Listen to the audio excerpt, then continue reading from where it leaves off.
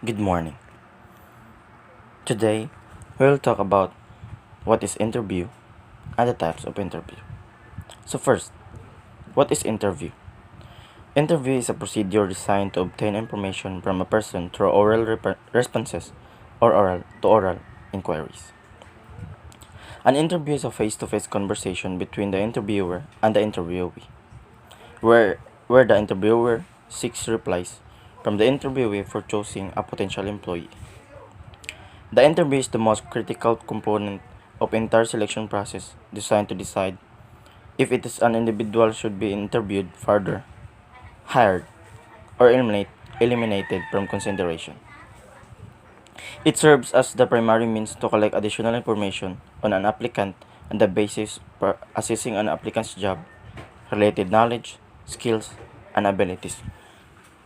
So sa interview, most of us or most of the graduating students or like mga apply tag trabaho mao jud kasagaran jud ato masugatan. So a company should be done with this kind of process, which is the interview. It's because dira nila matesting kung unsay related niya nga jobs nga iyang matrabaho, ug labi na pod unsay background niya sa kana nga trabaho ug background niya isip usa ka individual. So most of the time, the interviewer and the interviewer interact with each other para makibaw sila sa usag-usa kung kung unsay kaya mabuhat sa ilang aplikante. So ang interview is mostly daghan na jud makakuha na ning mao ni yung usa sa pinaka critical gid nga component sa usa ka pagpang-apply sa trabaho, is because dira magud makita kung unsa ka kamao o unsa jud ka sa isip usa ka mga applyer og trabaho. So next, we'll talk about the types of interview. First is the informational interview. In an informational interview, the objective is to seek advice and learn more about particular employer sector or job. Interviewing experts in their field is one way to add in your employment knowledge base. As a result, gaining this information means you are more prepared. It is also an excellent way of networking and adding to your contacts. So, informational interview. In this process naman, the interviewer will explain what is job or what is done with this within the company or sa imong papang-apply. Ilang i-explain nila kung unsay about ana nga business or kana nga company. Usa sila mo further interview or sa uban pa nga proseso sa pag-interview. Una na lang ikaw na is information sa company, na ba kay background ng company, ug unsay mga background ana nga company, unsay mga na resulta ana para sa nasad kay kuan sa gain nga knowledge about ana nga company. Ug mao sa usa sa pinakakuan sa informational interview. So next is the screening or telephone interview. So phone interviews. These types of interviews are proving to be a more cost-effective way to screen candidates. Slots range from 10 to 30 minutes. Firstly, prepare for it if it is an open book exam.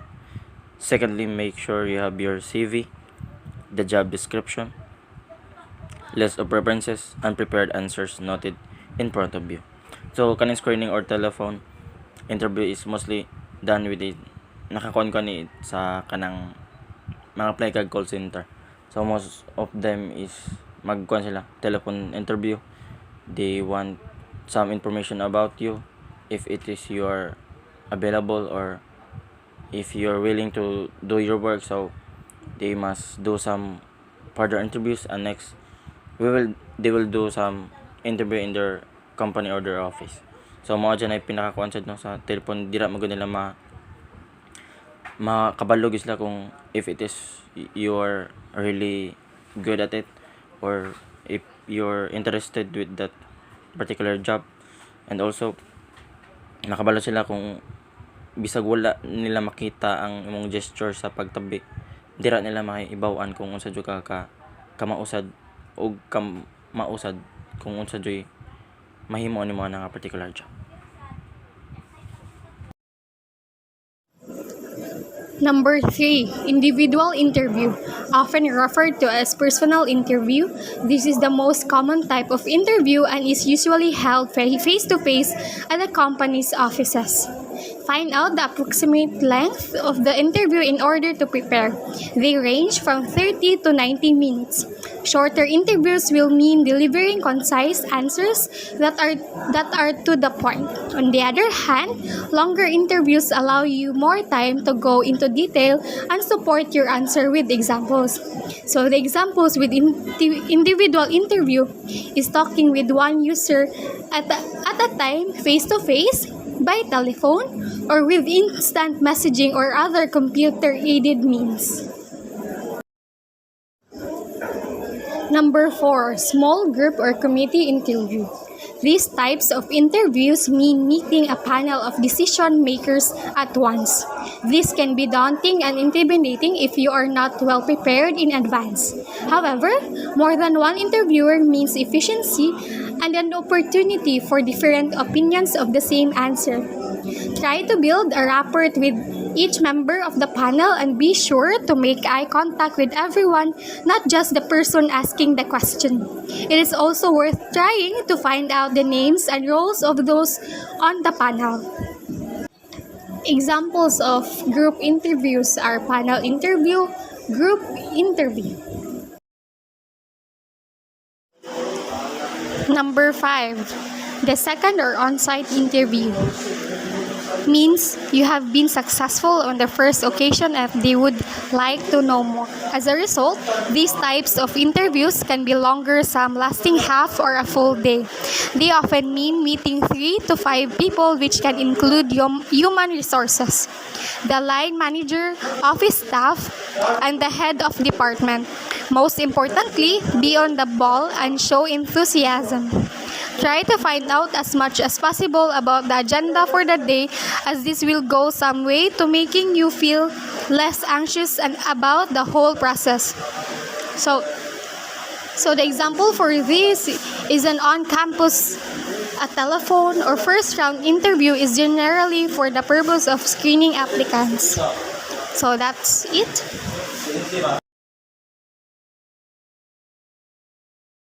So the next type of interview is the behavioral-based interview. It is known as a critical behavioral interviewing or CBI. The theory is that past performance in a similar situation is the best predictor of future performance. This method of interview probes much deeper than the usual interviewing techniques. Have specific examples ready that highlight your attributes in core areas such as teamwork, problem solving, communication, creativity, flexibility, and organizational skills. However, be structured in your answer and explain your examples in terms of situation, the task, the action you took, and the outcome achieved. So, kaniyang behavioral-based interview, ang nakalahian sa uban na interview kay kaning interview is more focusing on the capabilities of a person or the interviewee. So, kani siya, ang mga question niya, kinag-base sa imong skills, sa imong behavior, or unsa, how do you work on a workplace based on your behavior. Para sa iyo na sa teamwork, sa problem solving, and communication skill. So, if ang interview mo, hatag ingani nga kain nga interview, you need to answer it with a situational nga answer, such like aning parani nya imong parani nga ask about sa how you deal with flexible nga schedule sa answer ka situation nga based sa imong experience. And also, imo sa siyang answer kung yun sa nimo pag-achieve or na-achieve ba nimo kana nga outcome successfully. So the next type is the task-oriented or the testing interview. Task-oriented is an interview that are structured in a way that allows you to demonstrate your creative and analytical abilities in problem solving through varied tasks or exercise. It may include a short test to evaluate your technical knowledge and skills. Other tasks can be delivering a presentation to a group to determine your communication skills. Relaxing is a key. So, task-oriented or testing interview is a type of interview that allows you to show your practical skills. So with this kind of interview, dili ra siya moingon nga nag-interview nga answer question and answer portion.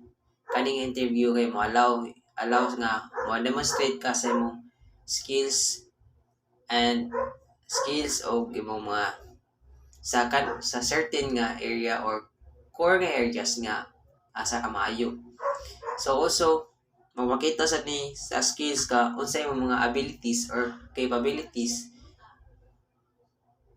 practically. So kani nga interview kay more on demonstration or practical nga evaluation. Also, aside from show demonstrating, pwede sa mo present sa imong mga present a presentation like mga PowerPoint presentation or anything nga presentation to show your how you communicate to other people kay this also shows how good are you at communicating. So the last type of interview is the stress interview.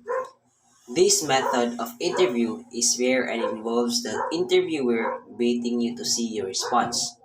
The aim is to highlight your weaknesses and see how you react under pressure. Tactics can vary from constant interruption and odd silences to provoking and challenging interrogation type question used to push you to your limits. Moreover, it is worth asking yourself, do you want to work for an organization that is willing to go for even before an offer is put on the table? So, a last interview is the stress interview, which aims or seek for the weaknesses of a person or how a person works on an under pressure. So for me, it is a good type of interview kay makatabang na siya sa company and sa imusang kaugalingon as a applicant kay makahelp siya makita ang imong weaknesses which is ang ubang nga tao wala pa nakita silang weaknesses o wa sila dili sila aware kung weak sila alang nga part. And also mga kung makatabang ni kay if na seek na nato ang atong weaknesses kay so ang company mo help yun na sila unsaon pag-deal sa atong weaknesses. Also atong self-sad mo ngita sa tagpagi how to deal sa atong mga weaknesses.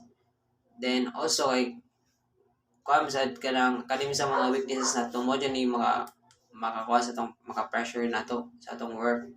So that's why kani siya nga interview is para nako is very nindot yun siya interview kay wala pa kani nakasugod sa imong pagtrabaho but kitabangan na ka para magawa sa imong self or magawa sa box kung asa maka na trap nga box kay lagi nakay weaknesses. So in this way kay makatabang ni siya para ma-overcome imong mga weaknesses and how to deal with pressure. And that's all for the report of Group 1. And that's all. Thank you.